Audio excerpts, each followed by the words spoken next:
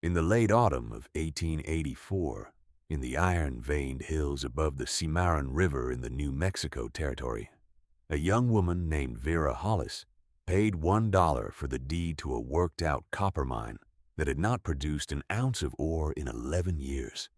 The auctioneer, a reed-thin man named Cook, who wore his coat despite the warm October afternoon as though the formality were a personal virtue, held the deed between two fingers and read it aloud in the flat recitative of a man who did not expect anyone to be listening closely.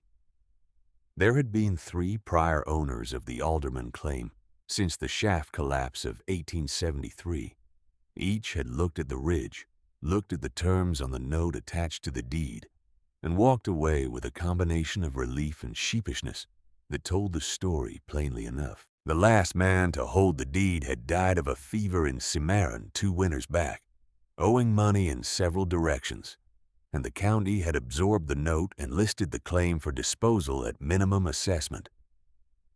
Nobody had come to bid on it until this Tuesday morning, when a woman of 26 with her father's work coat buttoned to the throat sat on the backboard of a rented wagon and said $1 in a clear, unhurried voice. Cook looked at her for a long moment. He looked at the 3 men standing behind her who had not bid and were not going to. He stamped the paper. The man nearest her was a stocky freighter named Dupree, who ran loads down from Elizabethtown and knew these hills the way a man knows his own kitchen. He told her she had purchased 60 feet of darkness and a pine timber frame that was probably kindling by now, and he said it not unkindly, more in the manner of someone reporting weather. Vera folded the deed twice along its existing creases and put it in the coat's inside pocket, where it had once held her father's surveyor's notes. She thanked Dupree for the observation. What he did not know, and what she saw no reason to explain, was that the collapsed framing and the darkness were precisely what she had paid for. Emmett Hollis had spent 23 years as a mine survey engineer for a succession of territorial mineral companies before his lungs had given out from the accumulated rock dust the previous winter. He had not been a man of demonstrative speech or easy sentiment, but he had taken Vera underground with him from the time she was old enough to walk steadily in boots, and he had taught her what he knew with the thoroughness of a man who understood that he had only one student and that the knowledge should not be wasted. He had taught her to read a shaft's timber, framing the way a doctor reads a patient's color and breathing, the slight inward bow that meant the header was under lateral pressure from above, the gap in the corner joint that indicated the footing had migrated, the particular darkness of pine that had been wet and dried 6 or 7 times and was within a season of failing entirely. He had taught her to listen at a close section for the direction of air movement, which told where open space survived behind the fallen rock. He had taught her to cut and seat a safety frame from green timber before she ever trusted her weight to any newly exposed section. He had taught her the difference between a shaft that had collapsed from poor construction and a shaft that had been made to appear that way. She had not understood that last lesson fully when he taught it, sitting at the kitchen table in Cimarron with his survey ledgers open between them and the lamp turned high against the winter dark. He had described the signs with the same methodical gravity he applied to everything. The patched timber replacement that used the wrong wood species, the header stones that had been reset from below rather than collapsed from above, the collapsed rubble that lay in a pattern more deliberate than random failure produced. He had never named a specific mine. She had not asked him to. The lesson was about reading, not about particular crimes, and she had filed it in the part of her mind where the most important things were kept, behind a door she did not expect to need for some years. She understood it now, 4 months after his death, sitting in a land office in Ryado with a $1 deed warm against her ribs and the alderman's survey report in her lap. The survey report was a public document, filed with the Territorial Recorder's Office in Santa Fe, and she had spent a full day in that office before she drove north to Ryado, first reading the alderman collapse report and then reading the broader filing history of every claim in the Rayado Drainage Ridge country from 1865 through 1879.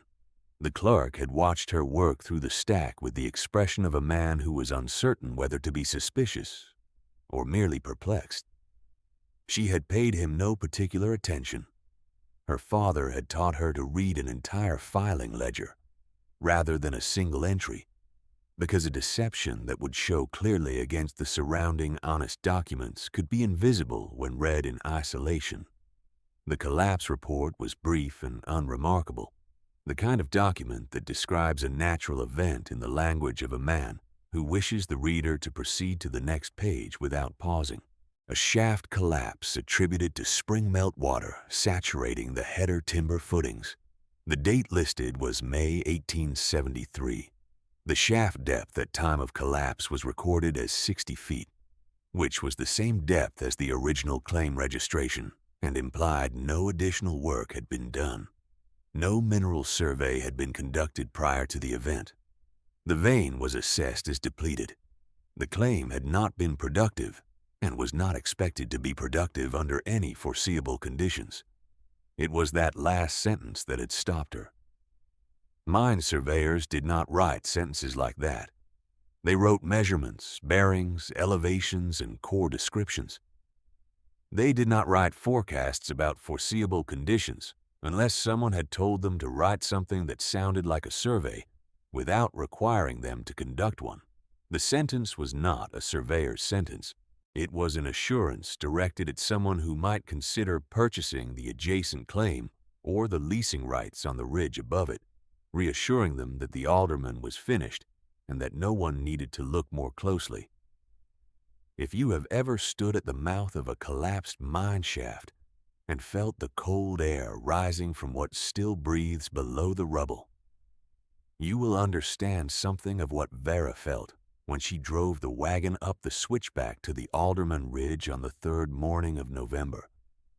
The mouth of the shaft was not entirely closed. The timber header had buckled and gone inward, and a mass of rock and broken pine had sealed perhaps 2/3 of the opening. But the lower left corner still showed a gap no wider than a flour sack, and from it came that cold mineral exhalation that no shaft gives up until it has been properly filled. The alderman had not been properly filled. It had simply been left. She stood at the gap for several minutes with her hand near the opening, feeling the direction of the air current. It moved steadily outward and slightly upward, which meant the shaft below was still open to depth and was breathing against the warmer outside air. She had brought her father's survey lamp, and she turned it up and held it near the gap and watched the flame. It pulled slightly inward at the base and pushed outward at the top. The shaft was drawing from below. The initial clearing of the shaft mouth took 9 days. She did not rush it. The upper mass of rock and timber was not stable, and she worked each day from the sides inward, pulling smaller material by hand and rolling the larger pieces with a timber bar lever she cut from a pine growing 30 yards below the ridge. Her father had told her that the men who hurried through uncertain overhead were the men whose names appeared in the fatality columns of the territorial mining report, and she had read enough of those columns as a child to have the lesson settled in her bones. Each piece she removed, she examined the frame members above and to both sides before continuing. She kept the rope tied off to the axle of the wagon, and the other end looped at her waist on the days she worked inside the rubble zone, in case anything shifted suddenly and she needed to pull herself clear. On the 4th day, she found the first thing that did not fit. It was a timber member buried under 2 courses of tumbled rock on the left side of the shaft, roughly 4 feet inside the header zone. The alderman's visible framing was pine, rough cut and standard for a territorial copper claim of that era, pitched and stained with the brownish gray of 11 years of exposure. The piece she uncovered on the 4th day wasn't pine. It was a sawn Douglas fir timber, square cut on a mill rather than pit sawn, and it showed the marks of a frame saw on 3 of its 4 faces. The cut ends were clean. They showed only 3 or 4 seasons of weathering, not 11. The grain was different. The density was different. The color under the surface weathering was entirely different from the surrounding pine members. Someone had replaced that frame member after the 1873 collapse. Someone had worked at the alderman shaft after the date on the public record, and no document anywhere indicated that anyone had done so. Vera set the fair timber aside at the ridge edge, away from the other removed material, and sat on a flat boulder with the wind moving through the chamasa below her. The cold was beginning to come down from the higher country in earnest now. She retrieved her father's survey notebook from the wagon, opened it to a blank page near the back, and wrote down what she had found: the date, the dimensions of the piece, the wood type, and the degree of weathering relative to the surrounding pine framing. She wrote it with the care her father had insisted on, because a field note was not a field note unless it was complete enough to reconstruct the finding from the page alone, in a different season, by a different person. Then she went back to work.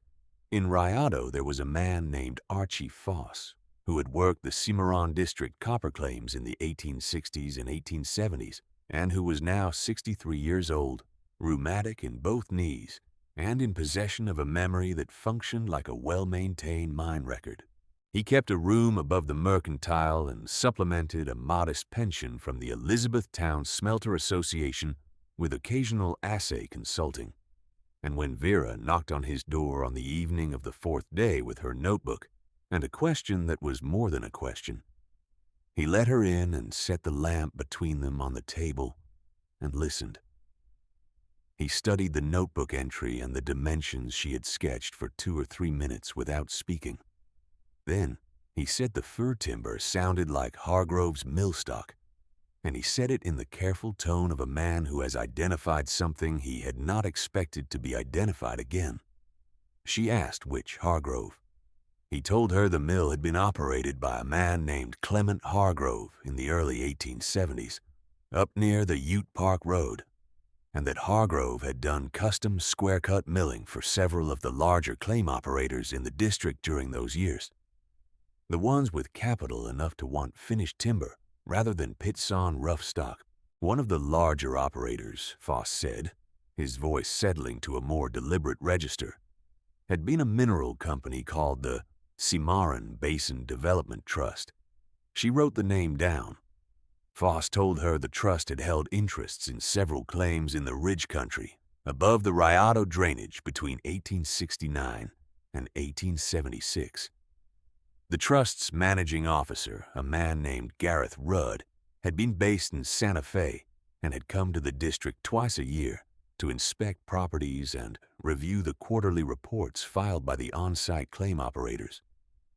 Rudd was long gone from the territory, Foss said. He had moved his interests east around 1877 or 1878, before the district had fully recovered from the downturn of the mid-decade. Then Foss went quiet, and in the quality of that quiet, Vera recognized the kind of pause a man makes when he is deciding whether to say the thing he actually knows, rather than the thing he can demonstrate. She waited and did not push him. Rudd had not merely held interests in working claims, Foss said at last. He had also held, through the trust, the mineral leasing rights on a strip of federal survey land that ran along the upper ridge directly above the Alderman claim. Rights that would have been valuable if a copper vein of any depth ran upslope from the Alderman shaft. Rights that would have cost the trust considerable money if the Alderman's vein had been followed deeper and found to extend under that federal strip in a direction that predated the trust's lease acquisition, because a prior claim would supersede a lease. She asked whether he knew if the Alderman vein had been followed to any depth before the collapse. He said no published survey of the vein below 30 feet had ever been filed, to his knowledge. She thanked him and went back through the cold November dark to her wagon, and she drove the 1.5 miles to her room at the widow's house in Rayado, and she sat on the edge of the bed for a long time, with the lamp low, and thought about the sequence of things. The trust acquires the federal strip lease in April of 1873, 2 months before the recorded collapse. The trust employs a survey engineer to examine the Alderman's vein depth in 1872 and into 1873, which is the ordinary and expected thing for a mineral company to do when it is acquiring leasing rights on adjacent federal land, because the value of those rights depends on whether any existing vein runs beneath them. The survey engineer goes underground. The shaft collapses, or is made to collapse, in a fashion that the public record attributes to spring melt, and that closes the shaft and ends the survey before any findings are filed.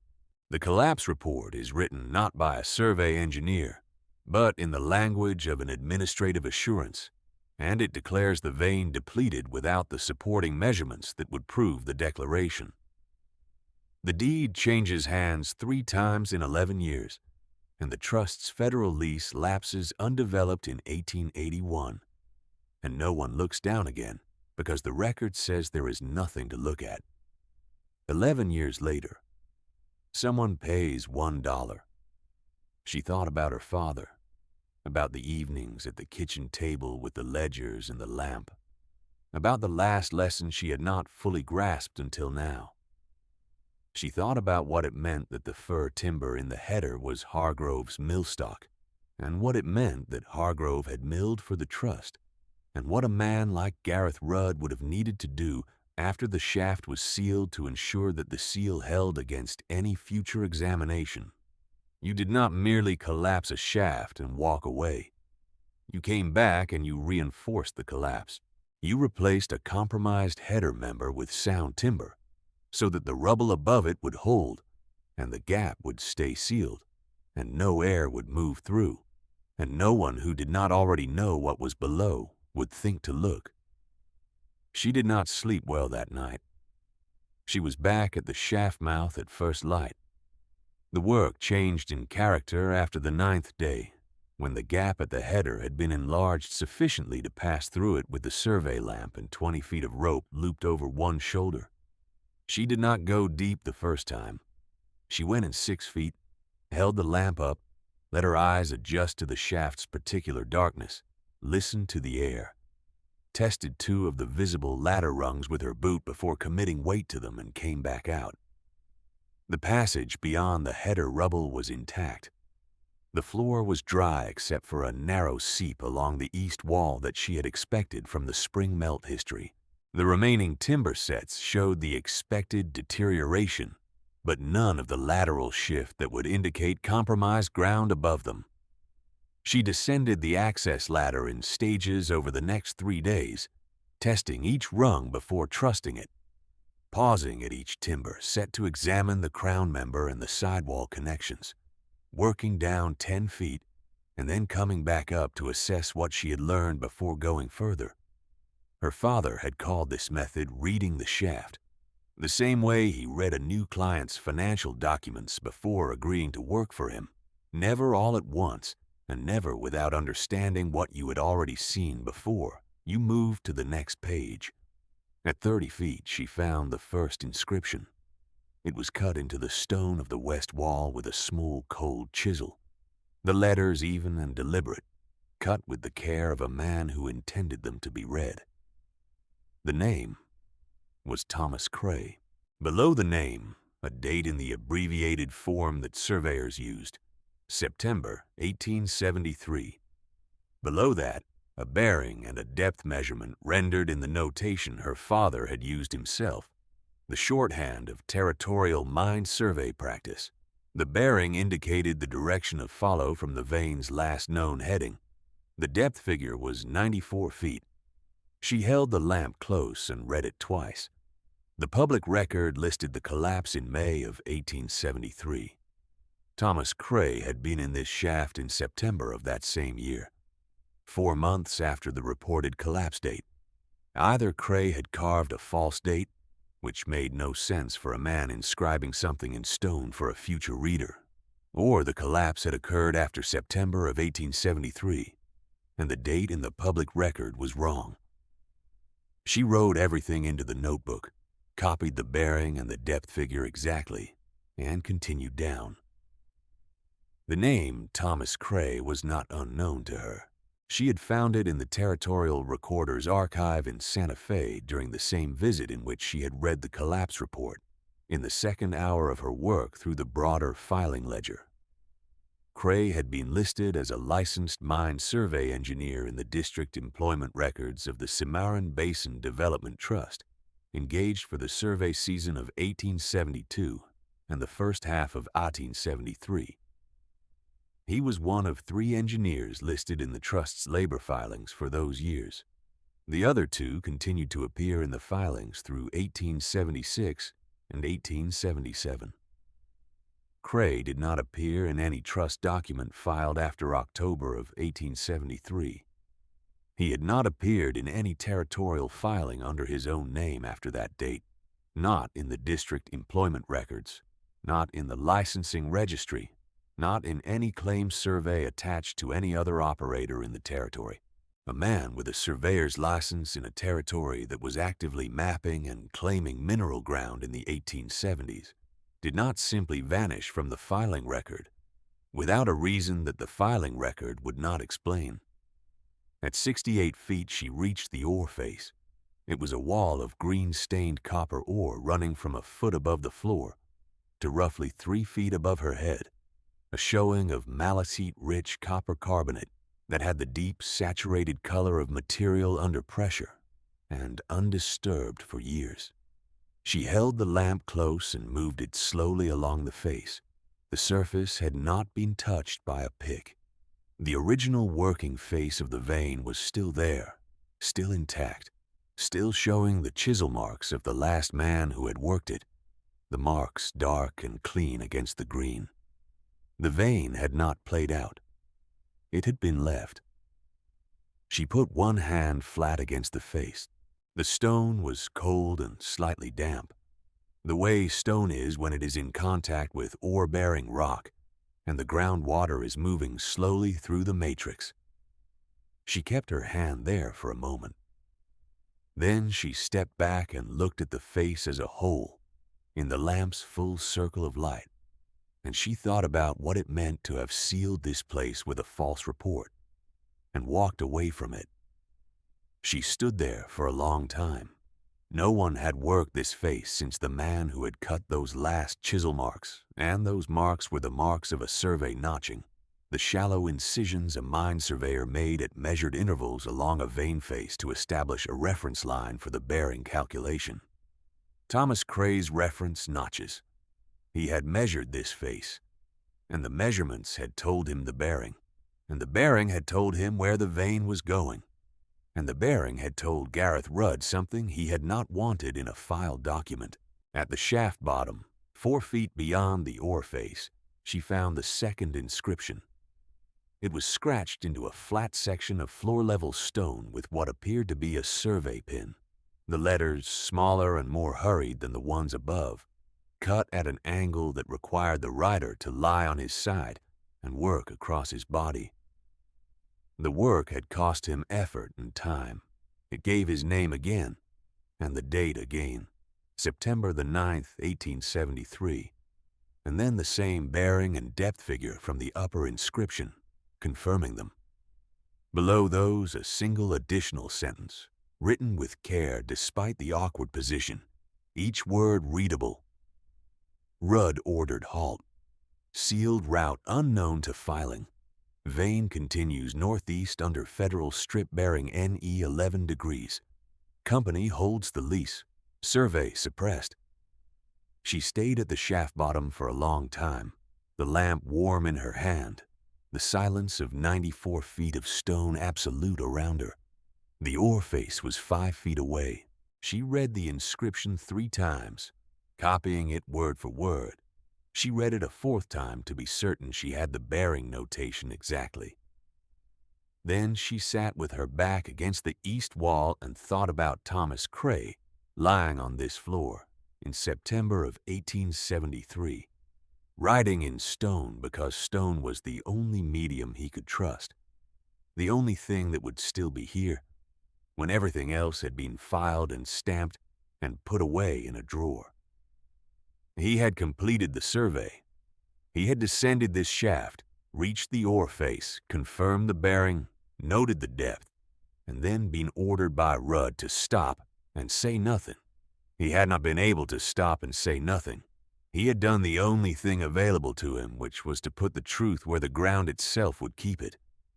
She came up slowly, methodically, checking each timber set on the ascent as she had on the descent.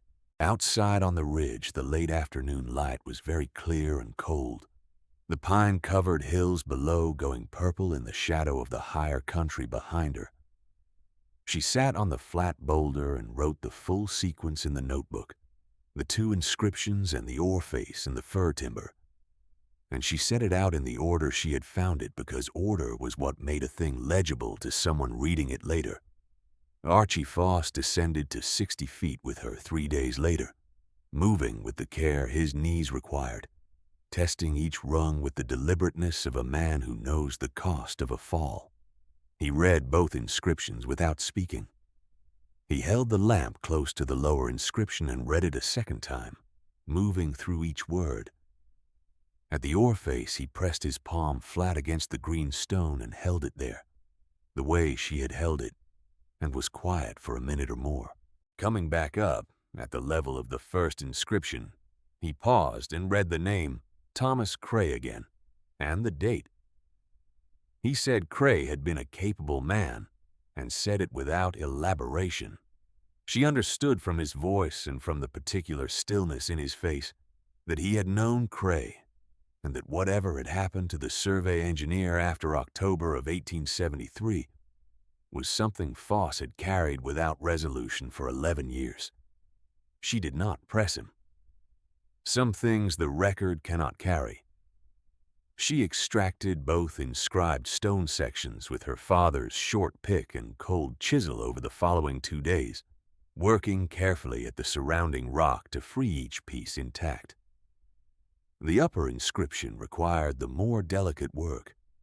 The chisel lines ran close to a natural fault in the wallstone, and she had to read the grain of the rock before each stroke to be certain she was taking the surrounding matrix, rather than driving a crack through the inscription itself.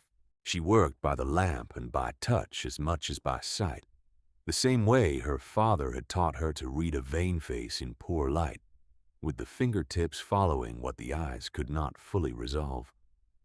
The first section came free cleanly after 2 hours of careful work, a single piece weighing perhaps 6 pounds, the carved letters intact on one face, the raw gray of broken stone on the other 3.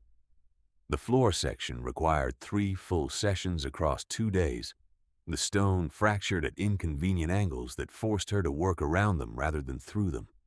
She built a timber sled from shaft scrap to haul the pieces up in sections, 2 trips with the rope and the sled, the sections wrapped in her father's canvas between hauls. The pieces fitted back together on the ridge as precisely as a finished puzzle, the inscription continuous across the seams, Cray's careful hand reading without interruption. She set both sections in the wagon bed, cushioned in canvas, and drove down to Rayado in the last of the afternoon light. The fir timber from the header she had already labeled in her notebook and wrapped separately at the wagon's front board, tied with hemp against any movement on the road. She had a strong feeling, which she did not express in any particular way, that every piece she was bringing down from that ridge was going to matter in a proceeding that required physical objects rather than descriptions of physical objects, and that the physical objects would need to be demonstrably whole and exactly as found.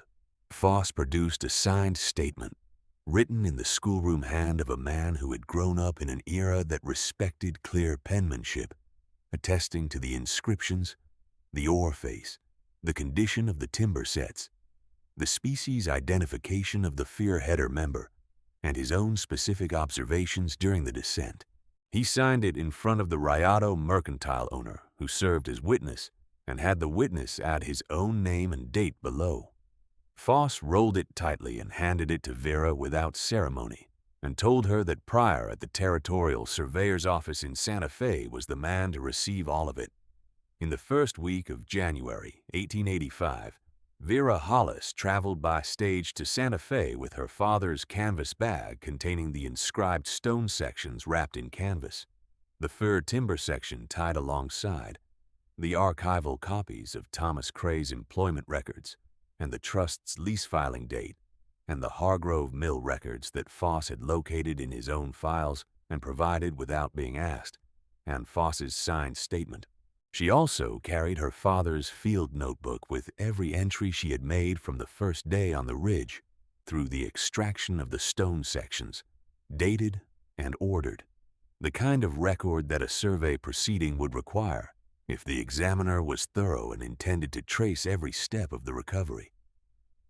The road was cold, and the stage ran through the canyon country in a sharp, dry wind that found the gaps in the coach walls without difficulty. The journey took 2 days. She sat with the bag between her feet on the floor of the coach the full duration, which drew a comment from a commercial traveler across from her who observed that she could put the bag up on the rack with the other luggage. She told him she preferred it where it was. He did not ask again. She had thought, during those 2 days on the road with the bag at her feet, and the canyon country going pale and cold outside the windows, about what she was bringing down from the mountain and what it meant. Not what it meant to the land board, or to the territorial archive, or to the formal proceeding that Pryor would set in motion, but what it meant in the older and more particular sense, which was what her father would have understood. A survey had been completed in 1873 by a man who knew what he was doing and was ordered to suppress it, and chose instead to put it where the ground could keep it. The ground had kept it. 11 years later, a woman who knew how to read what the ground was keeping had come looking.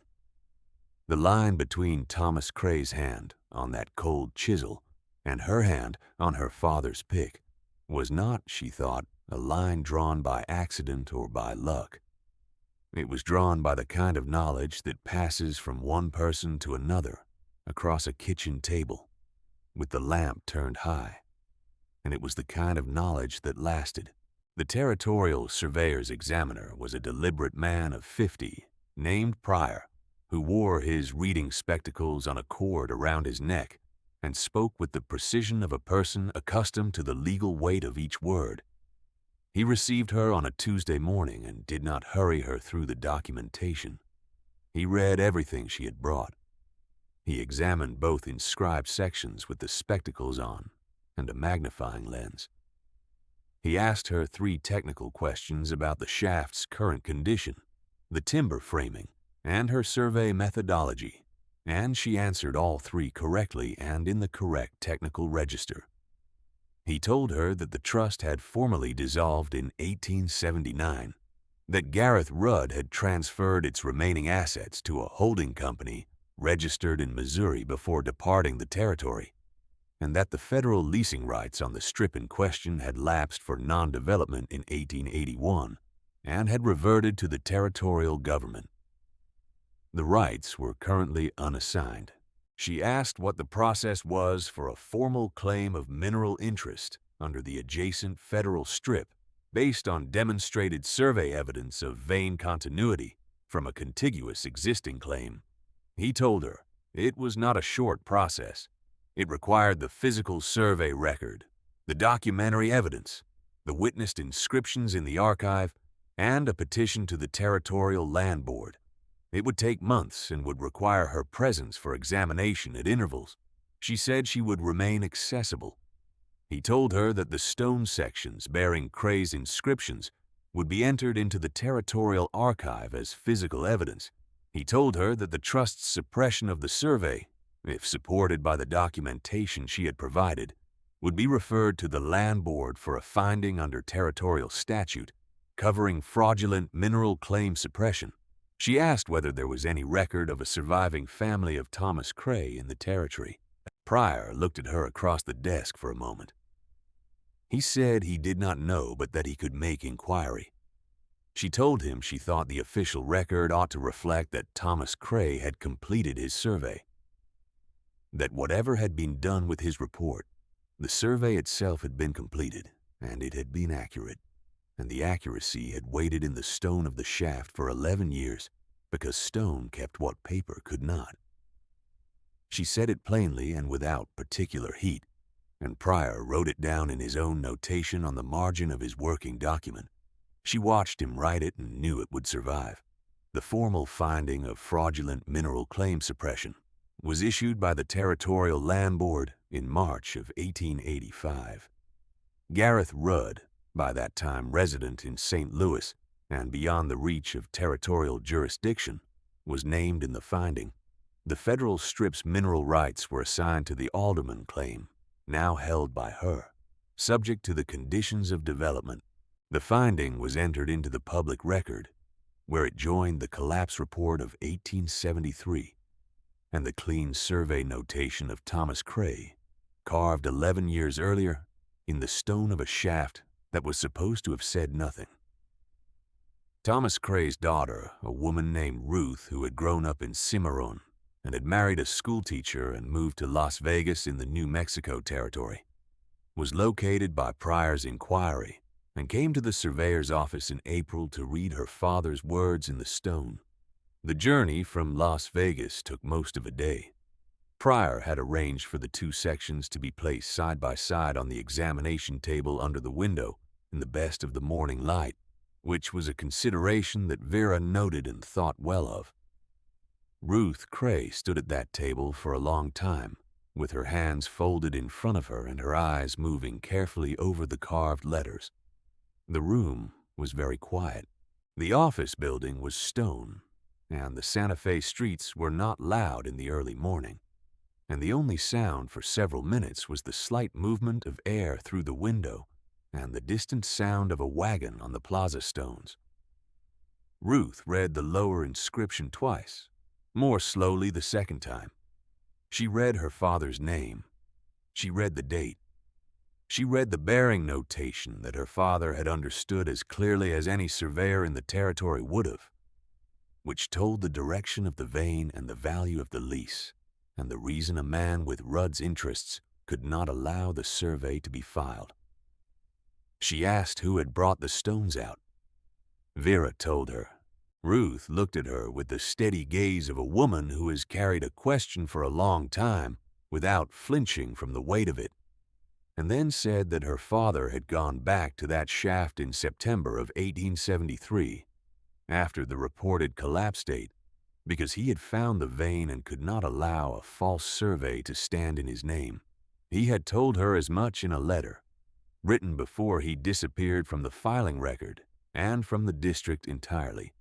She had been 16 years old and alone at the time, and the trust had been a powerful operator, and Rudd had been a man who moved with the confidence of a person accustomed to having instruments that would hold their shape.